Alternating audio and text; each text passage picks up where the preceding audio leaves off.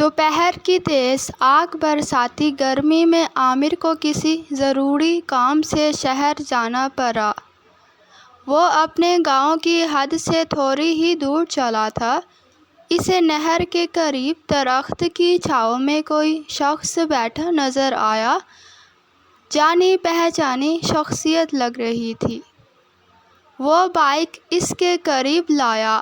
درخت کے نیچے بیٹھا یہ شخص ارباب تھا، جس کا تعلق اس برادری سے تھا جن سے عامر والوں کی خاندانی دشمنی تھی۔ عامر نے اس سے ہاتھ ملایا۔ کبھی وہ بھی دوست ہوا کرتے تھے۔ کیا حال ہے؟ اتنی گرمی میں یہاں کیا کر رہے ہو؟ ارباب نے پسینہ پوچھتے ہوئے ساری بات بتا دی۔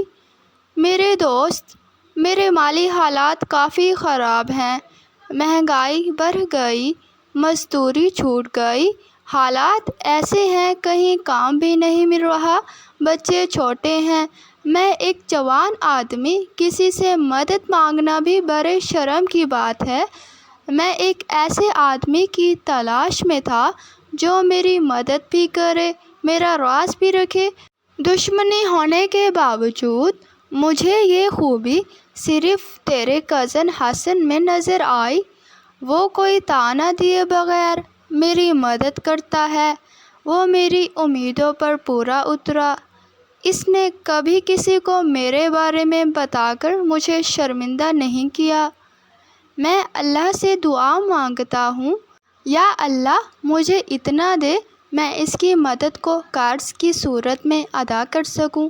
مجھے پتہ ہے وہ نیک بندہ مجھ سے کبھی بھی واپس نہیں لے گا، تھوڑی ہی دیر میں یہاں سے گزرے گا، اسی کے انتظار میں ہوں۔